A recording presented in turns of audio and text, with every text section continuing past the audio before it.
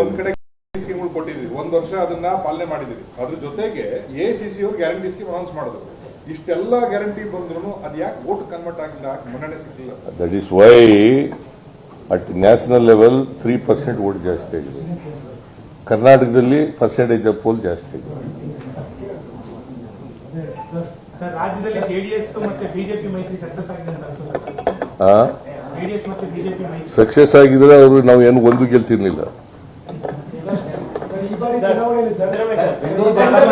ನೀವು ಒಬ್ಬನೇ ಕೇಳ್ತೀಯಲ್ಲ, ಬೇರೆಯವ್ರಿಗೆಲ್ಲ ಇಲ್ಲಿ ಬಿಡಪ್ಪ ಜಾಗ. ನೀವು ಒಬ್ಬನೇ ಕೇಳ್ತೀಯಲ್ಲ, ಬೇರೆಯವ್ರಿಗೆಲ್ಲ ಇಲ್ಲಿ ಬಿಡಪ್ಪ ಜಾಗ. ಒಬ್ಬನೇ ಕೇಳಕ್ಕೆಲ್ಲ ಕೇಳಿದ್ರೆ ಬೇರೆಯವರೆಲ್ಲ ಕೇಳಕ್ಕೆಲ್ಲ ಅವಕಾಶ ಇರ್ಬೇಕಲ್ಲ. ಇಷ್ಟು ಜನ ಇದ್ದಾರಲ್ಲ. ತಾಳಪ್ಪ, ನೀನೇನೇನೇ ಕೇಳ್ತಾ ಇದೆ ಕೂತ್ಕೊಳ್ಳಿ. ನೀನು ಮೈಸೂರವರು ಅಂತ ನನ್ನೇ ಕೇಳಕ್ ಶುರು ಮಾಡಿದ್ರೆ ಕೂತ್ರೆ ನೀನ್ ಹೇಳಪ್ಪ.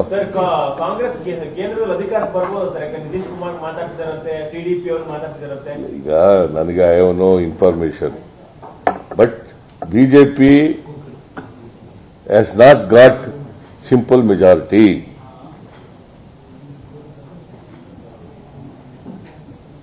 Any group may form the government.